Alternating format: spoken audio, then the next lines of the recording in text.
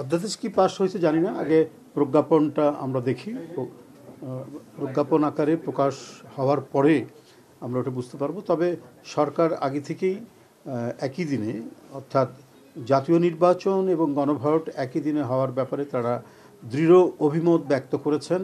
বাংলাদেশ জাতীয়তাবাদী দল এবং বাংলাদেশের আরও অনেক গণতন্ত্রকামী রাজনৈতিক দল যাদের ফ্যাসিবাদের বিরুদ্ধে সংগ্রামের ঐতিহ্য রয়েছে এবং যারা সংগ্রাম করেছেন, প্রত্যেকে এই ব্যাপারে একমত যে একই দিনে জাতীয় নির্বাচনের সাথে গণভোট হওয়া উচিত।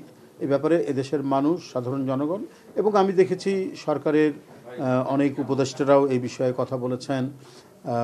আজকে আমি দেখলাম যে অর্থ উপদেষ্টা তিনিও বলেছেন এবং সরকার এই ব্যাপারে একমত রয়েছেন এবং এটাই জনগণের চাহিদা, আকাঙ্ক্ষা এবং আশা করি সরকার সহমত হবেন জনগণের এই আকাঙ্ক্ষার প্রতি এবং জাতীয় নির্বাচন এবং গণভোট একই দিনে হবে এবং সেই ক্ষেত্রে যথাযথ দায়িত্ব পালন করবে সরকারের প্রশাসন এবং নির্বাচন কমিশন এবং সেটা পালন করবে দেশের স্বার্থে, জনগণের স্বার্থে এবং সংবিধানের স্বার্থে, সব স্বার্থেই এইটি হওয়া উচিত বলে সবাই মনে করে, আমরাও মনে করছি এবং এটা হবে বলে আমার দৃঢ় বিশ্বাস।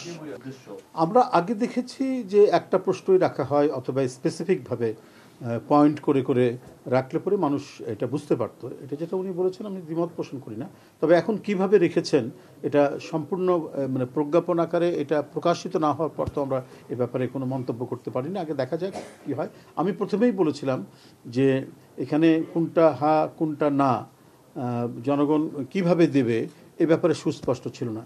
তো সরকার কিভাবে করেছেন আগে এটা আমরা দেখে নেই, দেখে নেওয়ার পর তখন মন্তব্য করবো এই বিষয়ে। নির্বাচন নিয়ে কোনো সংখ্যা দেখছেন কিনা?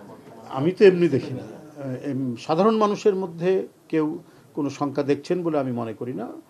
বাংলাদেশ জাতীয়তাবাদী দলও মনে করে না যে এই ব্যাপারে কোনো সংখ্যা আছে, কারণ মানুষের মধ্যে বহুদিন পর একটা অবাধ সুষ্ঠু নির্বাচন অংশগ্রহণ করার, নির্বাচনে যারা ভোটাররা ভোট দেওয়ার একটা আকাঙ্ক্ষা আছে, তাদের মধ্যে একটা উদ্দীপনা আছে, তারা একটা আনন্দমুখর পরিবেশে নির্বাচনে ভোট দিতে চায়। তো এই যে আনন্দমুখর পরিবেশ, সেই পরিবেশ বিঘ্ন হওয়ার মতো আমি এখন পর্যন্ত কোনো নিদর্শন দেখছি না বা কোনো উপাদান যে ভেসে উঠেছে সমাজের মধ্যে সেটাও দেখছি না। বরং একটি অবাধ সুষ্ঠু ইনক্লুসিভ নির্বাচন রমজানের আগেই অনুষ্ঠিত হবে, সে যেটির অঙ্গীকার সরকার করেছেন এবং সেখানে প্রত্যেকটি ভোটার এবং রাজনৈতিক দল স্বতঃস্ফূর্তভাবে অংশগ্রহণ করবেন, এ আমার দৃঢ় বিশ্বাস।